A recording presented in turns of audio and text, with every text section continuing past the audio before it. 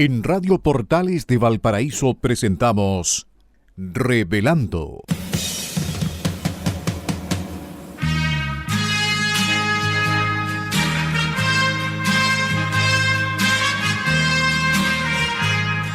Un programa donde se abordan temas de actualidad, contingencia y la agenda cultural de la zona. Entrevistas del ámbito nacional e internacional. Revelando es presentado y auspiciado por Asofar AG, Asociación de Oficiales de la Armada de Chile en Retiro, Asociación Gremial. Con ustedes, Revelando en Radio Portales de Valparaíso.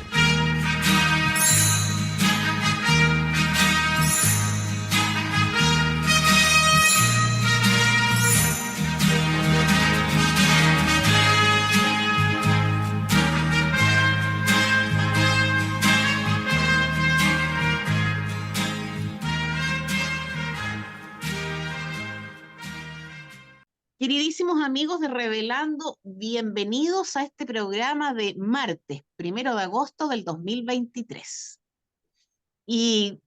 Todos los memes lo dicen, se fue Julio, Julio nos dejó, Julio no quiere irse sin descubrir dónde está la caja fuerte, Julio la ropa interior de la señora Polisi, Julio y Jackson, en fin, Julio se fue. Y seguramente este mes de julio va a quedar grabado a fuego en la historia chilena, en la historia de la política chilena, como un mes, bueno, no solo junio, entiendo que partió mayo, finales de mayo, partió todo este desbarajuste en el que estamos muy metidos y vamos a analizar luego junto a Patricio Schiavetti y a Eugenio Guerrero de las fundaciones y el gobierno. Este robo, esta comisión de delitos ininterrumpida, esta parece conspiración para delinquir, este mecanismo, como se le llamó en el Brasil, a Odebrecht, a la trama Odebrecht-Lula, pero ¿quién lo diría? Lula otra vez presidente del Brasil. Bueno, así estamos. Y este montón de cosas que han pasado en nuestro país. Bueno, lo vamos a tratar en un minutito más. Ojalá se encuentren todos muy bien, preparándose ya para este octavo mes del año. A portas, que increíble, de una celebración de fiestas patrias, que yo creo que va a estar medio acontecida, también lo podemos tratar después en el programa, y dando nuestros agradecimientos a Asofar AG, Asociación de Oficiales de la Armada de Chile en Retiro, asociación gremial, a su directorio y a sus socios, a Enzo Alvarado, el periodista de Asofar, y agradeciendo también a Radio Portales de Valparaíso, la radio de la región de Valparaíso, y agradecemos en la persona de don Claudio Alvarado en los controles a la hora en que se emita este programa, que tenemos que comentarlo. El programa lo estamos grabando temprano, en la mañana, de manera que sirva eso para explicar por qué, si hay una noticia muy importante, no la comentemos en nuestro programa de hoy día, martes 1 de agosto. Bueno, lo último, las expresiones que emitimos en este programa son de nuestra exclusiva responsabilidad, y esas opiniones no representan necesariamente el pensamiento ni de Radio Portales de Valparaíso ni de Asofar AG. No me extiendo más. Don Patricio Schiavetti, buenas tardes. Perdón, sí, buenas tardes para los auditores en realidad. Sí, buenas tardes, Pilar. Realmente estamos dejando atrás un mes muy complicado y que debiera estar muy afectada los auditores que nos escuchan, porque realmente vamos a analizar la situación de las fundaciones de norte a sur y es un escándalo, y podríamos decir que en todas ellas hay asociaciones ilícitas que se han organizado para delinquir y robar platas del Estado. Para partir, debemos señalar que esto comenzó con Democracia Viva en Antofagasta, en que el Ceremi de la Vivienda traspasó platas, ¿no verdad?, a esta Fundación Democracia Viva, cuyo encargado era Daniel Andrade, en ese entonces pareja de la diputada de Revolución Democrática Catalina Pérez. Hemos visto este fin de semana que tanto el ministro de Justicia, el ministro Cordero, ha determinado que en el caso de Democracia Viva hay una situación de corrupción, lo que ha sido ratificado por el senador Latorre, el presidente de Revolución Democrática. Menos mal, ¿no es verdad?, que estos dos personeros de gobierno o uno de gobierno y el otro parlamentario que apoya al gobierno han declarado que hay corrupción, y no al decir de la vocera de gobierno eh, Doña Camila, Vallejo, ¿no, verdad? La Camila Vallejo, que son errores, porque sí. realmente es insólito, ¿no es verdad?, escucharlo. Ahora, a Democracia Viva, el ministro de la Vivienda la ha obligado a devolver, ¿no es verdad?, 391 millones y todavía están en el problema, ¿no es verdad?, de la evolución de las platas, cosa que no se ha concretado. Ahora bien, siguiendo para el sur, yo creo que el caso más dramático es el caso de la fundación, ¿no es verdad?, en ti, de la cual arrendaba, ¿no es verdad?, Camila Polisi, y que pudimos ver que se tituló, ¿no es verdad?, este caso, el caso de la lencería, porque dentro de las rendiciones de cuentas de la fundación, ¿no es verdad?, habían ítems referidos, ¿no es verdad?, a ropa interior y comidas, digamos, gastadas en exceso, ¿no es verdad?, por este personaje. Ahora, dentro de los escándalos, pudimos apreciar, ¿no es verdad?, que se le grabó la voz a Camila Polisi y vimos que tuvo conversaciones con el director de la Fundación en ti, que eran Gerardo Silva, quien la acusó a la ex candidata y alcaldesa Concepción, eh, que la estaba amenazando y que guardara silencio y que dijera que no iba a declarar sobre el punto. Ahora bien, eh, Polisi se comprometió a pagarle 10 millones de pesos al director de esta fundación y lo increíble es que él no ha recibido estas plata y el encargado de la fundación, este señor Silva, no sabe leer ni escribir. Entonces realmente es una situación dramática y yo no sé cómo un señor que no sabe leer y escribir es encargado de una fundación.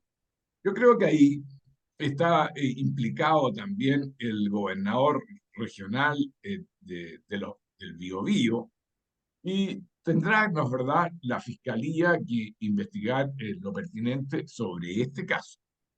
Ahora, siguiendo para el sur, ¿no es verdad?, tenemos la situación de la región de los lagos, ¿no es verdad?, en que también está implicado el gobernador Malespín, ¿no es verdad?, en la transferencia de fondos, ¿no? Y allí, ¿no es verdad?, de oficio la Fiscalía ha determinado investigar esta situación de estos traspasos. Ahora,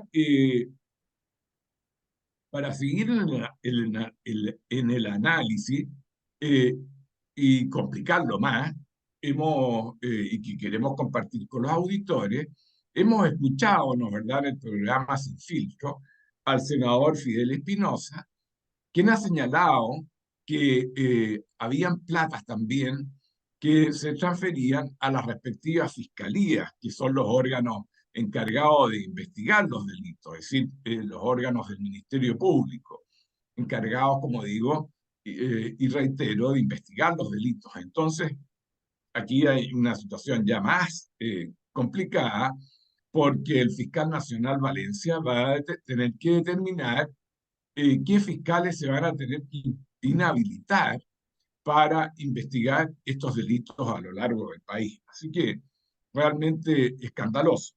Ahora, hemos visto que la Contraloría, por su parte, ha determinado que de,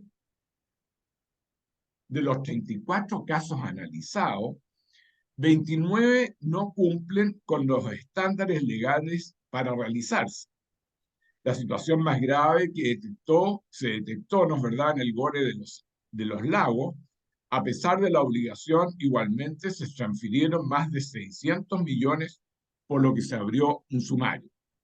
Ahora, las platas implicadas, auditores, corresponden a 13.000 millones de pesos. Mm. Y para continuar con el análisis, tenemos la situación, ¿no es verdad?, de la subsecretaria del Ministerio de la Cultura, ¿no es verdad?, Andrea Gutiérrez, que presentó su renuncia. Y Sí. aquí también se transferían plata, ¿no es verdad? Y lo voy a leer. La salida de la funcionaria se produce después que el día anterior se informara que la cartera otorgó 2 convenios a la Asociación Gremial Red de Salas Independientes de Cine de Chile por 208 millones.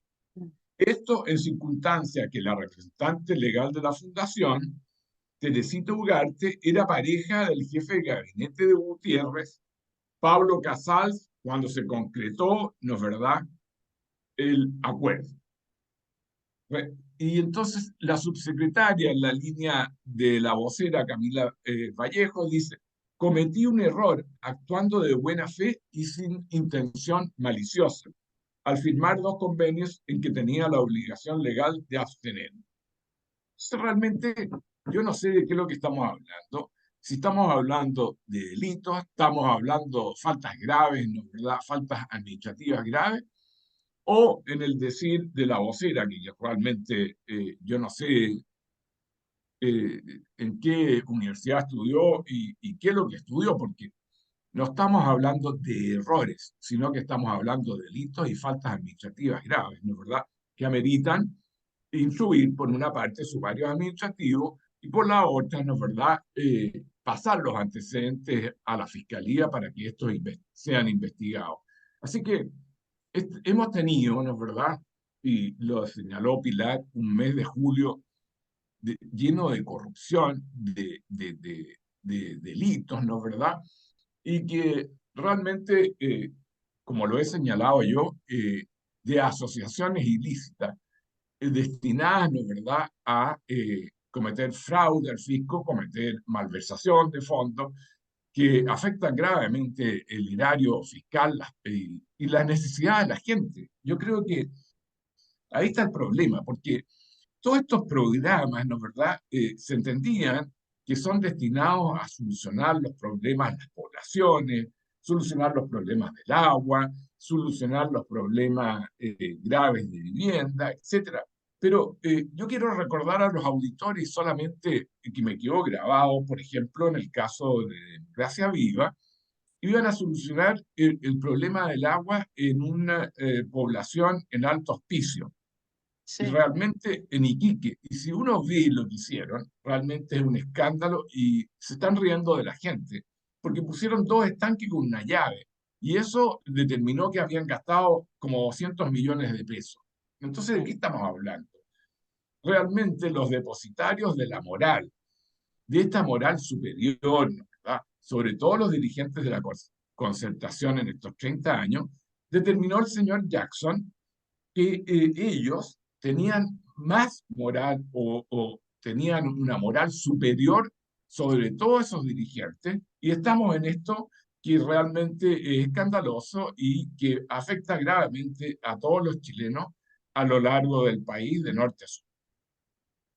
Sí, yo quisiera pedirle disculpas a los auditores porque este tema de las fundaciones lo hemos tratado el Revelando Nuestros, por lo pronto, todos los días, de alguna u otra manera, desde el ámbito legal, desde el ámbito de la confianza pública, desde el ámbito político, etcétera, etcétera. Entonces yo, primero, nuestras disculpas a los auditores para seguir insistiendo en esto, pero yo, al igual que tú, porque para tratar este tema no nos pusimos de acuerdo, ni muchísimo menos, creo que es un tema gravísimo, hay un tema de fe pública aquí.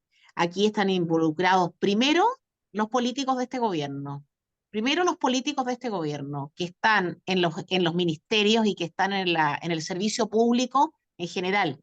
Gente que fue colocada ahí naturalmente por su cercanía con el presidente de la República y sus 2 partidos aliados, el Frente Amplio y el Partido Comunista. Y no hay que engañarse, porque eso es una realidad. Segundo, están involucrados en esto la Contraloría General de la República, porque no tengo idea dónde estuvo la Contraloría. O sea, apareció ahora.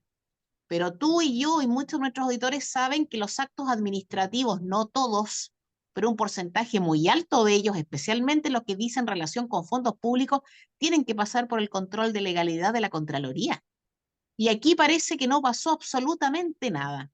Y otro personaje que aquí ya van dos, los integrantes de este gobierno y su partidario en cargos públicos. Segundo, la Contraloría, el Contralor. Y tercero, el señor ministro de Justicia.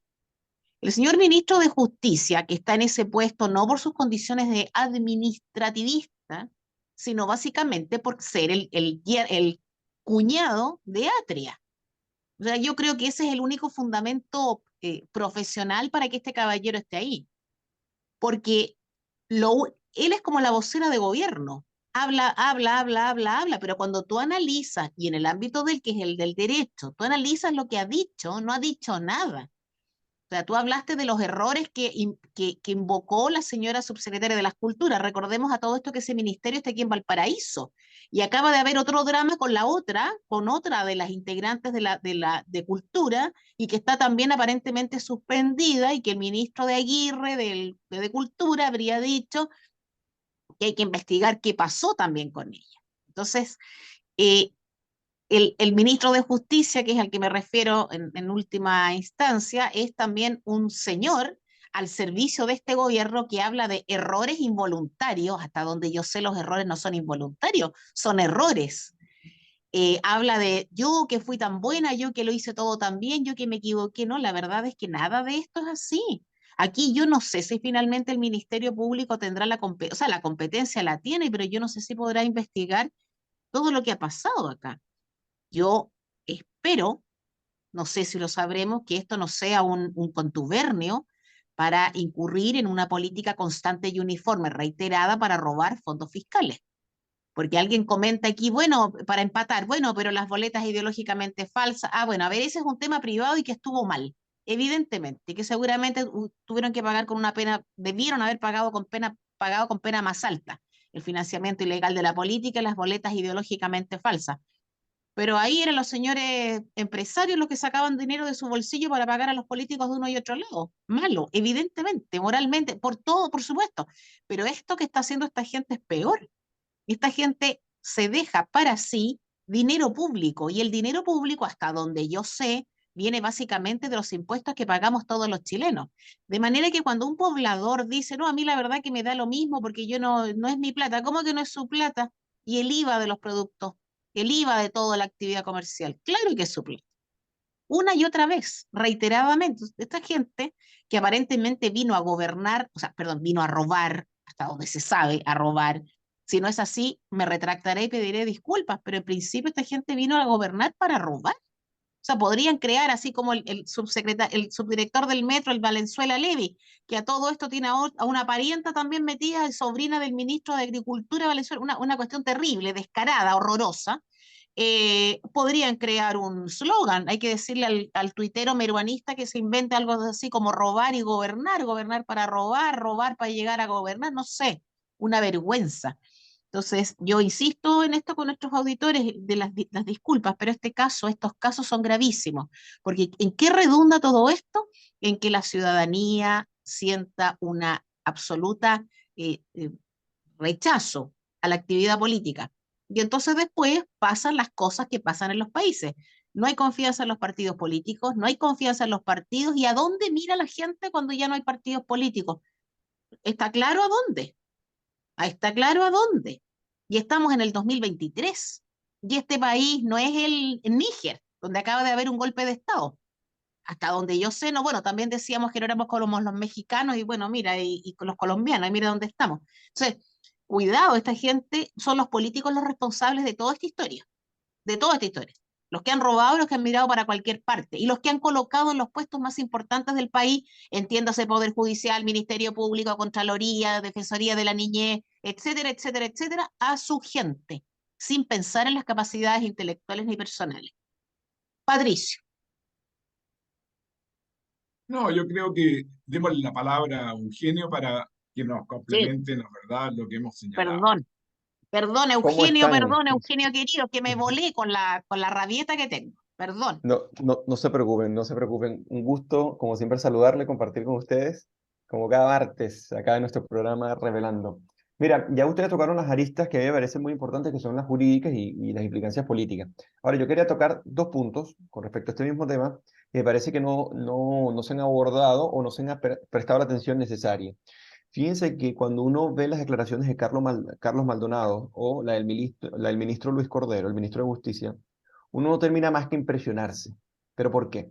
Porque, por un lado, el ministro Luis Cordero, en la entrevista que le hacen en Mesa Central, en Tele 13, que digo, em, básicamente da unas declaraciones como que, mira, estas personas van a necesitar que les recapitulen o les enseñen cuáles son las normas de la probidad, ¿no? Claro, Entonces, claro. eso a mí me impresiona muchísimo porque nosotros lo hemos tratado acá en Revelando y me gusta acordarme de eso porque nosotros tratamos acá una tendencia que hay, que es responsabilizar al entorno en función de las actitudes de los particulares, en el cual los particulares en este caso estarían exentos de responsabilidad, porque sería el entorno el que los llevaría a actuar de esa manera. Y ustedes saben que el Frente Amplio, el Partido Comunista y la izquierda como más radical, desde el estallido hasta nuestros días, eso hacía la tónica. O sea, lo que llamaban los presos políticos, los presos de la revuelta, todo ello básicamente ellos serían víctimas de un entorno que los llevaría a actuar de esa forma y por ende estarían exentos de responsabilidad.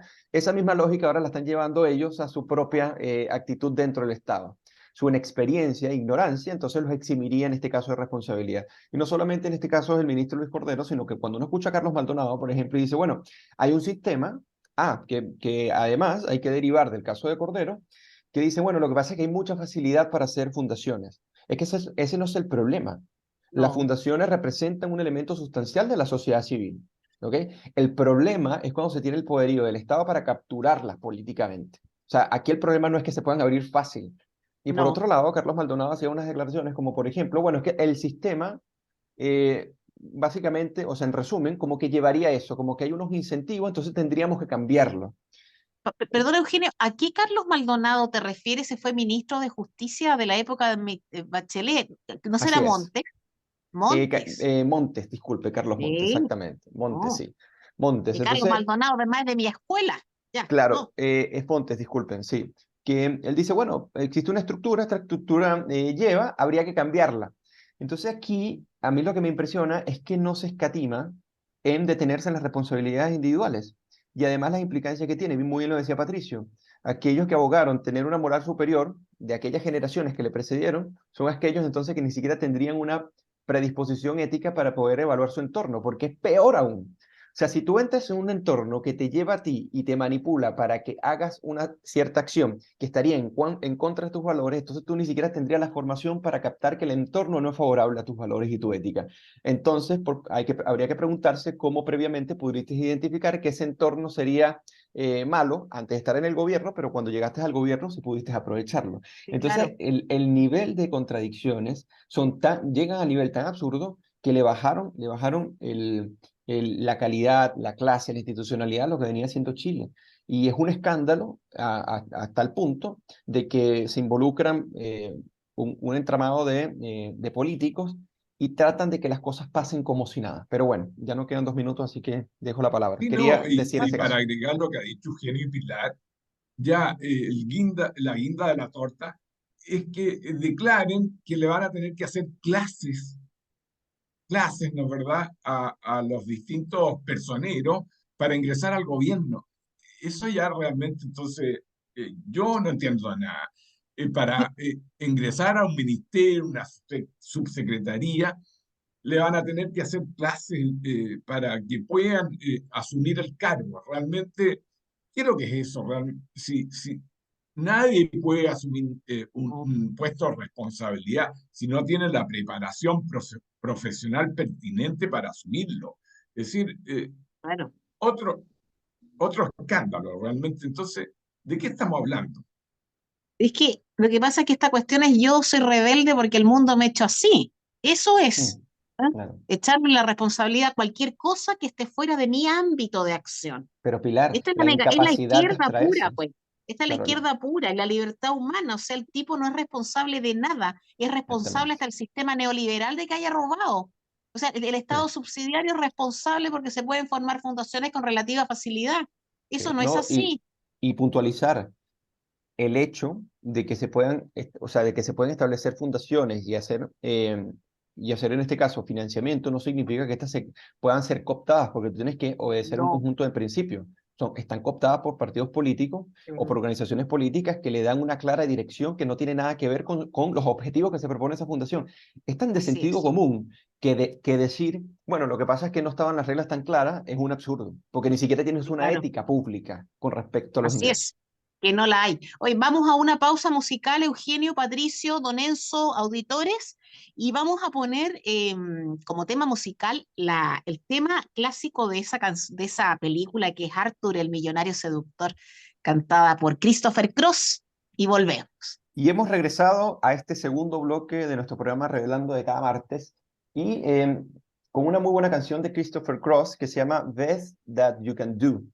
Así que este es el tema de la película de Arthur, el millonario seductor. Esa la recomienda, como siempre, Pilar Soberado con su gran cultura y melómana que es, obviamente, y siempre nueva clase, aunque bueno, Patricio en este caso tiende más hacia el Caribe, No, más o no, menos. Patricio es del bolero, oye, puro amor, y como dices tú, el Exactamente. Caribe, ahí el son cubano, eso es Claro, Patricio. entre el Caribe, entre España, va por ahí, don Sí, Patricio. no, esto es frío, absolutamente. Tiene que ser una cosa más caliente, más tropical. ¿Cómo que Yo creo que frío? Eugenio me va a entender. No, estoy en absoluto desacuerdo contigo. La canción es preciosa y también es romántica. No, no, no, no, no, nada que no, estoy en desacuerdo contigo. Diciendo. Es como el Old English Toffee. No, Sí, sí, Claro. sí, bueno, pero tiene lo suyo también. Pues hay estupendas canciones en inglés. Hay unas Sí, baladas hay una cultura fantásticas. yo musical sé. inglesa brutal. Pues, Lo único, ya bueno, me recuerda, ¿no es verdad?, cuando en mi juventud iba al Topsy, queridos auditores, y uno bailaba apretadito. Así que también oye, no es se bueno puede. recordar. Patricio, tú estarías pésimo en este momento, como, o sea, no, uno se va Sí, adecuando, pero total. hoy día eso es imposible estar así, ¿ah? Te lo Sí, digo, o al No, menos que sí, firmes un contrato previo o alguna Eso, firma impresionante, sí. eso. no. Ya. Estamos Oye, out. Oye, poniéndonos serios, quiero compartir con los auditores una buena noticia, porque en el día de ayer se dio a conocer, ¿no es verdad?, la incautación de éxtasis más grande de Sudamérica, con medio millón de dosis, equivalente a casi 9.000 millones de pesos. En una acción conjunta, ¿no es verdad?, entre investigaciones, carabineros y la policía marítima, se pudo lograr esta incautación en el puerto de Valparaíso, cuya investigación estuvo dirigida por la Fiscalía Regional de la ciudad, y hemos podido determinar, ¿no es verdad?, que la droga incautada se originó con el traslado vía terrestre de droga desde Rotterdam, Países Bajos, y se cargó, ¿no es verdad?, en el puerto de Amberes, en Bélgica. Y llegó el contenedor con la droga el día 6 de junio a Valparaíso. A mí me impresionó mucho que traían la droga en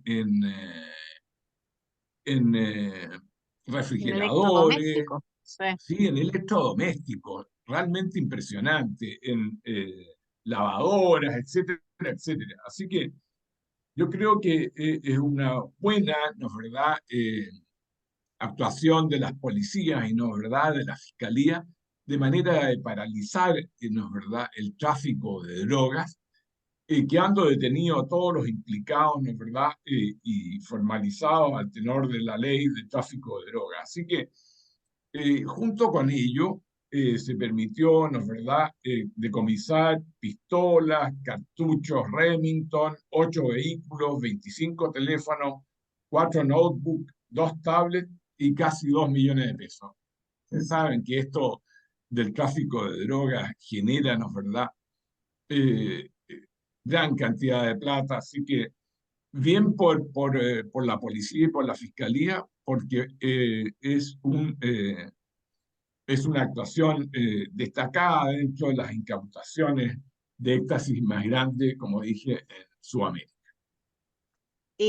Antes de darle la palabra a Eugenio para que opine sobre este tema o para que nos introduzca en otro, yo quisiera comentar con respecto a esto, que esto, y otra vez voy a tener que pedir disculpas a los auditores, porque el tema es que aquí estamos un tanto negativos, pero no hay alternativa, hay que comentarlo nomás. Esta incautación, donde fueron detenidos a lo menos 5 ciudadanos de nacionalidad colombiana, y con esto no, que nadie piense que me voy a referir al tema migratorio y a la irregularidad, eso lo dejaremos para otro minuto, pero por supuesto que el tema de estos señores detenidos, claro que cruza ese tema, sin duda.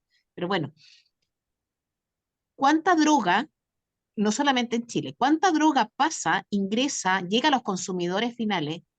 Porque la cantidad de droga que se pesquisa o que se incauta es muy baja. Mientras se están incautando estas pastillas de éxtasis, es altamente probable que haya otro carguero venido de quién sabe qué país europeo eh, y que ingrese a Chile y que finalmente se distribuya entre nuestra población, básicamente entre nuestra población joven, que es el gran tema. Habitualmente los adultos, ya pasada cierta edad, no se preocupan de este tema del consumo de la droga, pero sí la gente joven, que es el futuro de un país. Entonces, como se mueve mucho dinero y como los grandes capos de la droga nunca son detenidos, el tema del Chapo Guzmán es una excepción. Ahora también está detenido el Pollo Carvajal, un co-ciudadano con nacional tuyo, Eugenio, pero es muy poco, son muy pocos los capos detenidos, ¿ah? Que finalmente son recluidos en prisión y que tengan que cumplir. La mayor parte de los capos están bien resguardados y siguen moviendo sus hilos para que la población mundial decaiga nomás, decaiga y se enrede en el tema de drogas. Pero yo también, sin duda, eh, doy gracias a las autoridades competentes que hayan podido realizar esta labor. Falta más siempre, ¿ah? Pero yo creo muy modestamente que el azote de la droga no se va a acabar jamás. Sí, O sea, yo Eugenio. también creo lo mismo. Y Mm. además, me parece que, bueno, hay muchas propuestas con respecto a las drogas. Y están desde la legalización absoluta hasta la legalización focalizada. Hay muchas propuestas, pero el tema es que, más allá de ello, se ha hecho, no sé si lo han notado, una especie de cultura alrededor de lo que los capos o los carteles de drogas realizan. Entonces, al albor del ascenso de estos carteles, porque los carteles como que han existido hace décadas, el tema es que hoy en día son más visibles. Y hoy en Sí, día, cuando penetran en los sectores populares, comienzan a elaborar nuevas culturas, o sea, especies de subculturas, o sea, una cultura dentro de otra cultura muy pequeña que también representan formas de ascenso social, y eso lo cual es lamentable. Por ende, el core, si podríamos decir, o una base sustancial de estos carteles en los bandos más bajos siempre son personas muy jóvenes, son chicos que reclutan, nuevamente de sectores bastante populares, y eso está pasando en Chile y pasa en muchas partes de América Latina, y yo concuerdo, porque llega un momento que tú dices, bueno, ¿cómo será que lo combatimos de una manera definitiva? Yo estoy de acuerdo con lo que dice Pilar, es algo que yo pienso que no va a acabar, pero el desafío de los países para poder disminuir la influencia que ellos tienen, además de mejorar las políticas con respecto a cómo se enfrentan, es generar condiciones de educación y de crecimiento económico que impida que sean formas de subculturas extendidas en los diferentes países. Por ejemplo, como fue en el caso de Colombia, por ejemplo, como es en el caso de Venezuela, como es en el caso de México, por ejemplo, y como está pasando hoy en día en Chile, que hasta incluso compran la política, compran a políticos. Eso en Colombia y en México es sumamente común. Entonces, eso es lo que yo quería aportar. O sea, más allá de no tener una solución absoluta, no significa que se pueda combatir de una manera esencial con respecto a las subculturas que generan, que para mí ahí está el verdadero peligro porque representa su permanencia a largo plazo. Tenemos cargado Netflix y otras plataformas de básicamente cultos a la personalidad de los capos de la droga, por ejemplo. sí, O sea, sí. ojo, uno es libre de ver, de producir todo lo que tú quieras. A mí lo que me preocupa es el auge que hay con respecto a la admiración de estos tipos. Es que buen punto, Eugenio, porque primero, claro, el altar en el que tienen a los narcos que fueron tan pobres y que poco a poco fueron surgiendo, y te muestran estos oropeles en los que viven, los autos, las casas, mujeres, alcohol, ¿ah? Y cómo van sacando a sus pueblos de la marginalidad, comillas, ¿ah? En principio, como son tan protectores de los pueblos en los que han nacido. Pablo Escobar es, pero el adalid de esto, más todavía que el Chapo Guzmán. Entonces, creo que hay un problema, es que probablemente yo siendo partidaria también de la libertad para producir y para crear, es altamente probable que en el tema de las productoras, de las mismas plataformas estas de streaming, está introducido el dinero del narcotráfico, porque a título de qué tú vas a elevar a las alturas a un narco, como se hizo en algún minuto, como sucede hoy día con la percepción que se tiene sobre los capos de la mafia italiana. Así es. Tú le hablas a alguien de la mafia y lo que menos piensa es en los pistoleros. Piensan en El Padrino y en la música fantástica y en Francis Ford Coppola y en el Oscar. Dice, oye, pero si están hablando de asesinos. Ah, bueno, te fijas, entonces se va, como dices tú, relativizando. Y mi segunda observación a lo que tú dijiste, Eugenio, sería que es tan complicado este tema, es tan difícil y es un tema que se da en todo tipo de sociedades, porque la sociedad estadounidense es una sociedad avanzada, es una sociedad donde el Estado dispone de mucho dinero para entregar a los estados que forman parte de la Unión, pero mira la cantidad de drogadictos que hay. Increíble, sí. El consumo en Estados Unidos es impresionante. Lo mismo en Holanda, perdón, hoy día Países Bajos. Lo mismo en España. ¿Eh? Si uno dice, ¿está toda la sociedad cruzada por la droga? Sí, toda. ¿Ah? Sí. Y no solamente, y la clase baja puede estar cooptada en cuanto a que son los soldados y los que están en las poblaciones, pero la clase alta, consumidora, si la droga no es barata. Claro, la principal consumidora, básicamente. Claro. Entonces, Qué buen punto, Pilar. muy Oye, queridos difícil. amigos, Sí, quisiera compartir con ustedes que salió la encuesta CACEM, ¿no es verdad?, de la cuarta semana de julio, en que podemos apreciar que cae la aprobación de Boric 4 puntos y queda en 28%, y es decir, la aprobación está en un 28% y la desaprobación llega a un 65%. Dentro de los aspectos que analiza la CACEN es lo relativo, ¿no es verdad?, al capitalismo. Y me pareció muy bien que los encuestados digan que este sistema, respecto del cual, ¿no es verdad?, el presidente Boric en su gira a Europa declaró que él en su corazón no quería poner término a este sistema, en circunstancias que yo creo que se debería haber referido al neoliberalismo y no al capitalismo, porque llegar a esa conclusión del presidente, entonces estaríamos imitando las sociedades como Corea del Norte, Nicaragua, Venezuela. Las personas piensan de manera distinta y estiman, ¿no es verdad?, que el sistema ha permitido la construcción de infraestructura como carreteras y hospitales, un 70%, ha promovido el emprendimiento y creación de empresas, un 70%, la inclusión de mujeres y jóvenes al mercado laboral, un 69%, y la inversión extranjera, un 67%. Entonces, vemos que las personas entienden de lo que estamos hablando y del sistema que apoyan. Además, los países que son considerados como un modelo a seguir señalan claramente a Australia y Nueva Zelanda con un 31%, seguido de Estados Unidos con un 23%.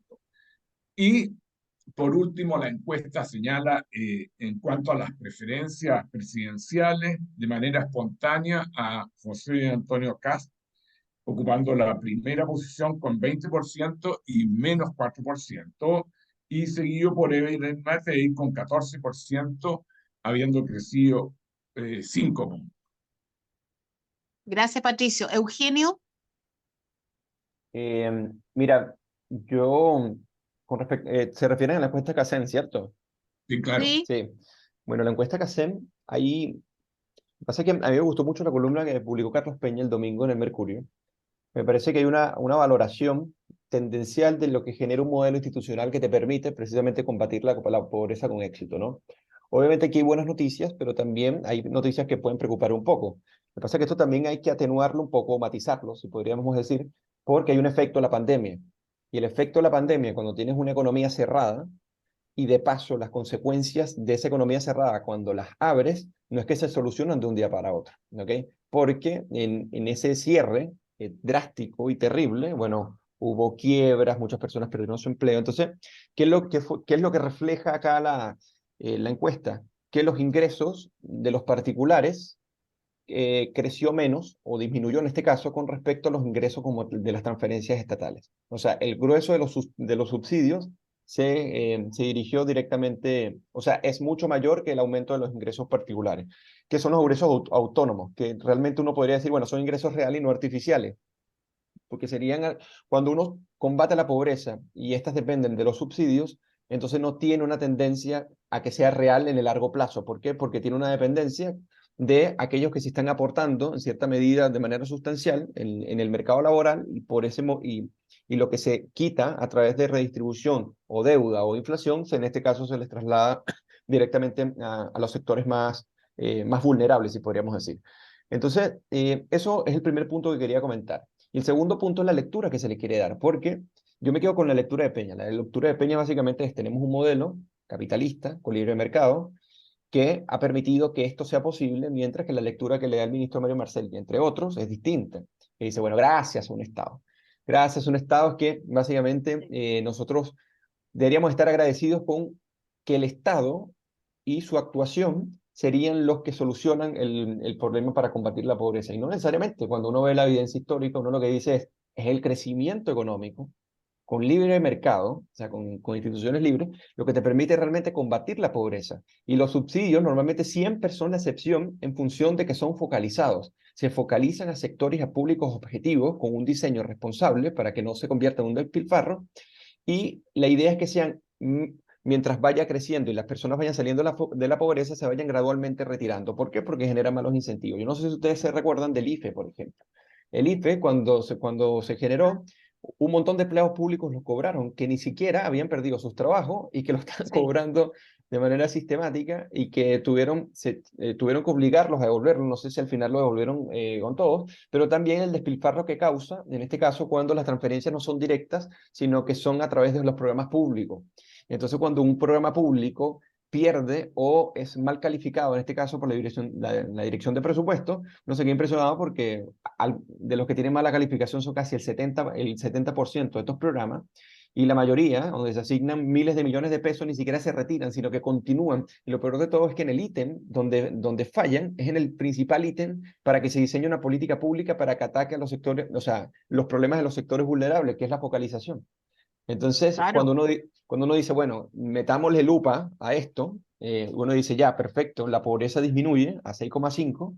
Chile se posiciona nuevamente como el país que tiene menos pobreza en América Latina, lo cual es una excelente y extraordinaria noticia, pero ahora miremos cuál debería ser la tendencia en este caso. Pues un Estado más grande que supuestamente es el responsable de que la pobreza disminuye, o más bien, como demostró el ministro presidente del Banco Central, si más no me equivoco, el ministro Corvo, o Corvo. como demostró en este caso Claudio Zapelli, en su estudio sobre la desigualdad en Chile y cómo ha sido el progreso intergeneracional de un conjunto de personas, lo que ha demostrado básicamente es que un modelo institucional que ha permitido un conjunto de ingresos de una manera sustancial, ha permitido que las personas dejen de depender de subsidios, depender del Estado, pasen a la clase media, y eso lo representa básicamente es la consecuencia de tener instituciones libres, con libre mercado obviamente, con reglas claras, y eso es el éxito de Chile, a pesar del segundo gobierno de Michelle Bachelet, que como todos sabemos fue un desastre, que sus reformas, la laboral y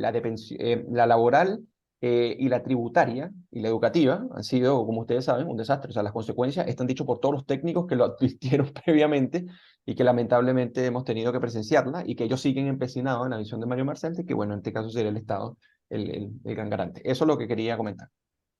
Gracias, Eugenio. Es que el resultado de la encuesta CACEN fue tomado por el gobierno naturalmente como su triunfo personal con respecto a toda la política pública de su gobierno para rebajarla, y eso es una mentira.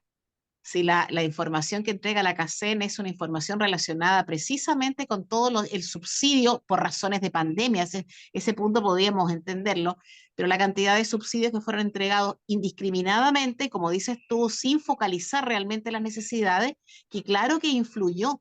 ¿Ah? Es un desorden terrible. Entonces eso claro que influyó finalmente en la encuesta. Yo no leí la encuesta, la opinión de Carlos Peña, pero no puedo estar de acuerdo con lo que piensa, lo que dijo Boric, lo que ha dicho Vallejo y qué sé yo. Uno sabe positivamente que eso no es así. Ahora, en cuanto al tema este de los candidatos a la presidencia de la República, Kast, Matei por el lado de la derecha, bien, falta tiempo, faltan muchas cosas que pasen aquí, creo yo. Hay mucho pendiente aún. Pilar, ¿me Sí, puede ya agregar algo 10 segundos? Que Peña bien dice allí que obviamente se necesita la presencia de un Estado para combatir la pobreza, o sea, como que es necesario cuando el sí, sector privado no puede satisfacer ciertas necesidades donde se tiene que en este caso redistribuir y focalizar. Yo estoy de acuerdo con esa visión. Ahora, lo que te permite que eso tenga sustento es que tú tienes ingresos crecientes y esos vienen del sector privado, obviamente. Y si el sí, sector claro. privado no es libre y no demuestra competitividad, entonces el Estado no tiene cómo subsidiar. Sí, claro, sí, por supuesto. Oye, un tema que yo creo que no vamos a alcanzar a tratarlo hoy día, me da la idea que podríamos dejarlo para el próximo martes, y es el tema constitucional. Sí, Porque es querida verdad que la Pilar, gente, ¿sí? rápidamente quiero informarle a los auditores referente al tema constitucional que ayer, ¿no es verdad?, recurrieron los constitucionalistas, ¿no es verdad?, que integran esta nueva convención mediante un recurso a la Corte Suprema al estimar, ¿no es verdad?, dentro de las enmiendas que presentaron los republicanos que afectan a este borde que habían aprobado los políticos, los 12 bordes. Así que realmente se veía venir esto y entonces han presentado un recurso para que la Corte Suprema determine o no si se ha infringido este esquema del cual tuvieron que trabajar los expertos y debieran trabajar los convencionales en esta nueva convención. Así que eso por una parte. Por la otra, insistir, ¿no es verdad? Yo lo he dicho en todos los programas, esta falta de conocimiento de las personas sobre lo que se está trabajando y cuáles son los términos que se están incluyendo en la nueva Carta Fundamental, de manera que en diciembre tengamos un resultado positivo, exitoso y que se apruebe finalmente esta nueva Constitución. Sí, y otro tema también ahí, que insisto, vamos a tener que desarrollarlo, tendríamos que desarrollarlo el próximo martes, que dice relación con una observación, una especie de prevención que hizo la izquierda, encabezada por el representante indígena, mapuche, no me acuerdo en este minuto el apellido, un apellido enredado para mí, sobre la presunta ilegalidad de origen de este Consejo Constitucional, o sea, la presunta ilegalidad de origen de todo el proceso. Pero básicamente hicieron la prevención en relación a que el Consejo Constitucional decidió no hacer consulta indígena. Lo fundamentó de acuerdo a la legislación. Pero a este representante del pueblo mapuche no le parece, y a la izquierda tampoco, de manera que y dicen que eventualmente recurrirían a las autoridades competentes nacionales y extranjeras, de manera de dejar ahí planteada la ilegalidad de origen de lo que salga. ¿Ah? Yo creo que tenemos otro desafío tan terrible con esta cuestión, porque hay gente que dice voy a votar en contra sin conocer nada, y eso lo dice la izquierda más extrema y la derecha más conservadora. Pero entiendo que dentro de poco Kast y los republicanos van a hacer van a hacer una gira por el país para explicar el tema constitucional. Pero ahí, ¿cómo van a explicar? O sea, van a tener que explicarlo, pero hay muchos de ellos que están en contra del proceso constitucional. No, yo creo que estamos metidos en un enredo de tal naturaleza, en un brete de tal naturaleza. Nos metieron las fuerzas de izquierda de octubre y el gobierno de Piñera, que abandonó la constitución y entregó la fuerza pública y entregó el poder esencial del Ejecutivo. No sé yo, bueno, vamos a ver. Lo podemos conversar el próximo martes. Sí, y lo último, Pilar, antes de despedirnos. Es muy sintomático para las personas, la ciudadanía, que si la izquierda y la izquierda más radical va a rechazar este proyecto de nueva constitución, tú colocar tu corazoncito y tu votación, ¿no verdad? Aprobando, porque si los otros, ¿no verdad? Claro, ¿Mm? claro, Por algo qué será, ¿no terrible, verdad? ¿no? Sí, Sí, así sí, que eso. claro. Queridos amigos, don Eugenio, don Patricio, don Enzo y don Claudio Alvarado de Portales, muchísimas gracias. Auditores, buenísima tarde, mejor semana. En Radio Portales de Valparaíso hemos presentado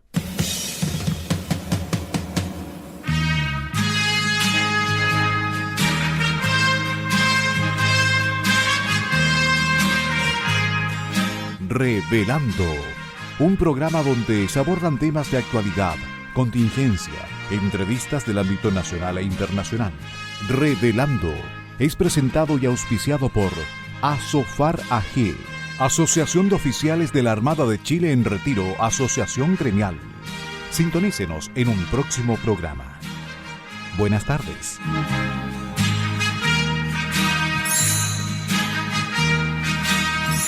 Las opiniones vertidas en este programa son de exclusiva responsabilidad de quienes las emiten y no representan necesariamente el pensamiento de Radio Portales de Valparaíso,